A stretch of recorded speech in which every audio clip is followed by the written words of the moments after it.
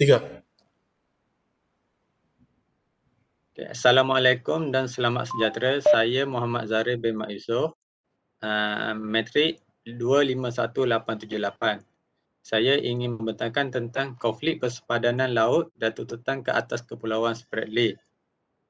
Pengenalan, perundingan merupakan satu proses yang dilakukan untuk mencapai kata sepakat untuk menyelesaikan konflik atau menerima dan menolak sesuatu perkara yang melibatkan dua pihak atau lebih.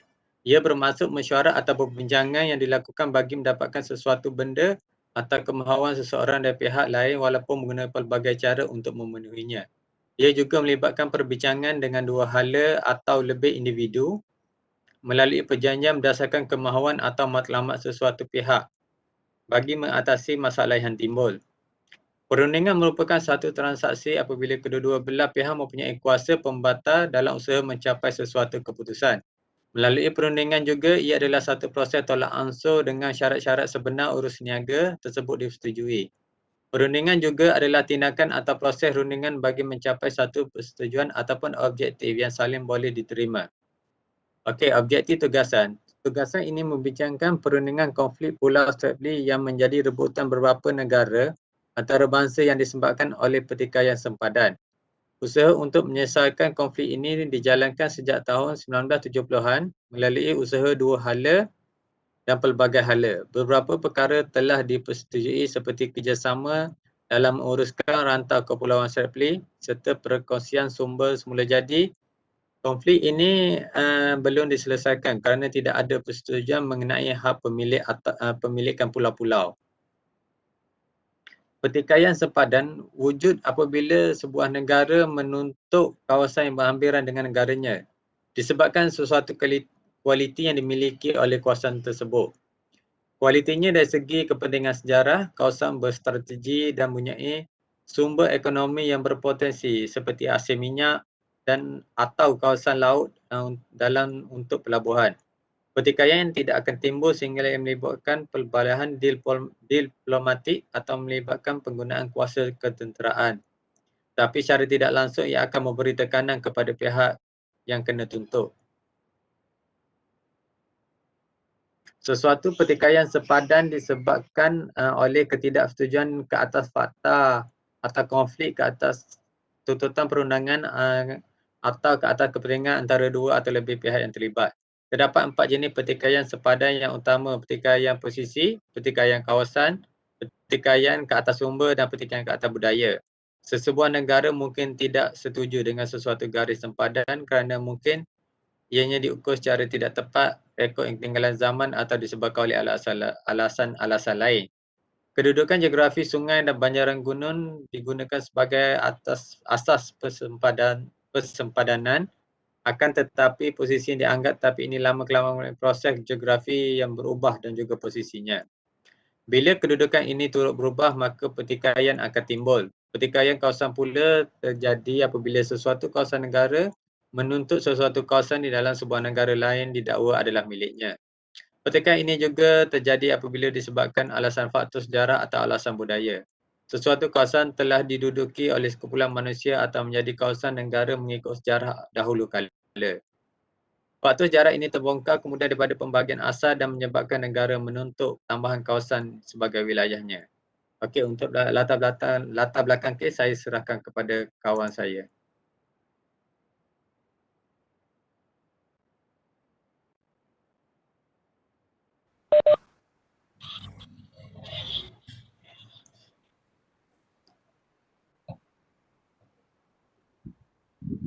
Okay. Selamat datang doktor. Saya Bawitran Analaki Tarmaturai, nombor matrik 248910. So hari ini saya present tentang latar belakang kes. Latar belakang kes, Kepulauan Spratly terdiri daripada 230 atau lebih pulau-pulau kecil, beting-beting pasir dan terumbu karang yang kesemuanya berjumlah 3 dozen di atas permukaan paras laut dan tiada satu pun luasnya yang melebihi setengah kilometer persegi. Konflik tuntutan ke atas Kepulauan Spratly ini telah bermula sejak Perang Dunia Kedua. Namun sehingga tahun 1950 masih tidak wujud lagi tuntutan yang sah dibuat ke atas kepulauan ini dan ia hanya dianggap sebagai halangan terhadap pelayaran. Tiada satu negara pun yang dapat menuntut sepenuhnya hak kedaulatan ke atas kepulauan Spratly tanpa dicabar oleh negara-negara yang berhampiran. Secara keseluruhannya, terdapat 6 buah negara yang masing-masing menuntut sepenuhnya ataupun sebahagian kecil daripada kepulauan ini. Negara-negara yang terlibat dalam kemelut tuntutan bertindih kepulauan Spratly ini terdiri daripada China, Taiwan, Vietnam, Filipina, Malaysia dan ketinggian Brunei. Isu tuntutan bertindih Spratly di Laut China Selatan melibatkan beberapa negara ASEAN dengan China dan Taiwan. China dipersepsi sebagai kuasa yang mencari hegemoni dan boleh mengancam negara-negara dalam ASEAN. ASEAN dan China mesti menentukan bentuk hubungan antara mereka sama ada sebagai pesaing atau sekutu, sekaligus boleh menyelesaikan isu pertikaian di Laut China Selatan. Dua faktor utama perebutan kepulauan Spratly. Satu, kedudukan yang strategik. Kedua adalah kedudukan ekonomi. Dari sudut strategik, kedudukan yang terletak di tengah-tengah lawan utama timur dan barat. Dari aspek ekonomi, gugusan kepulauan Spratly ini dikatakan mempunyai sumber galian yang masih belum diterokai lagi. Isu pertelinggahan perebutan Pulau Spratly adalah isu yang sukar untuk diselesaikan di dalam bentuk perundingan. Terdapat banyak perundingan penyelesaian terhadap isu ini masih belum sampai ke jalan penghujung. Faktor-faktor yang menyebabkan isu ini masih belum diselesaikan. Pertama adalah kerana menjadi rebutan banyak negara Asia Tenggara termasuk China. Kedua adalah Pulau Spratly merupakan gugusan pulau-pulau yang kaya dengan sumber mineralnya. Ketiga adalah tuntutan ke semua negara penuntut adalah seimbang dan isu ini benar-benar mencabar kewibawaan undang-undang antarabangsa terutamanya dari aspek perundangan maritim. Tuntutan Filipina terhadap kepulauan ini adalah berdasarkan prinsip terra nullius dan berbeza daripada prinsip tuntutan negara-negara lain. Tuntutan Malaysia dan Brunei ke atas kepulauan Spratly adalah berdasarkan pentas benua. Negara-negara ASEAN mempersepsikan China sebagai kuasa yang mencari hegemoni. Timbul kebimbangan kepada Asia bahawa China akan menggunakan kelebihannya dalam bidang ekonomi, politik dan militeri untuk menyelesaikan isu tuntutan bertindih di Laut China Selatan. Negara Asia menentukan sama ada untuk bersaing atau membuat persahabatan. Analis sejarah China dengan Asia Tenggara mendedahkan telah berlaku sistem sumbangan yang mana Maharaja China berada di kedudukan tertinggi di rantau ini.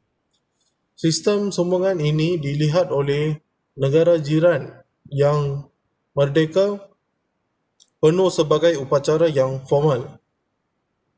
Hubungan ini lebih kepada perdamaian, perayaan atau perdagangan. Sistem ini mendedahkan China merasakan kedudukan mereka lebih tinggi dalam hubungan dengan negara lain. Selanjutnya, China menganggapkan mereka akan dilayan sebagai kuasa besar sebagai konsep kepada kehebatannya pada zaman silam. Masalah terjadi apabila negara ASEAN terpaksa mempunyai hubungan dengan China untuk perdagangan dan tujuan-tujuan keselamatan. Ia melibatkan mereka telah dianggap pihak bahawan oleh negara China. Buktinya didapati dari pelaksanaan Forum Serantau ASEAN (ARF). Dapatan dan cadangan. Beberapa penyelesaian yang boleh diutarakan sebagai usaha mengatasi kemelut konflik sempadan ini. Menjadi agenda utama penubuhan Pertubuhan Bangsa-Bangsa Bersatu pada tahun 1945 berikutan kegagalan dalam menangani permasalahan kedamaian dunia.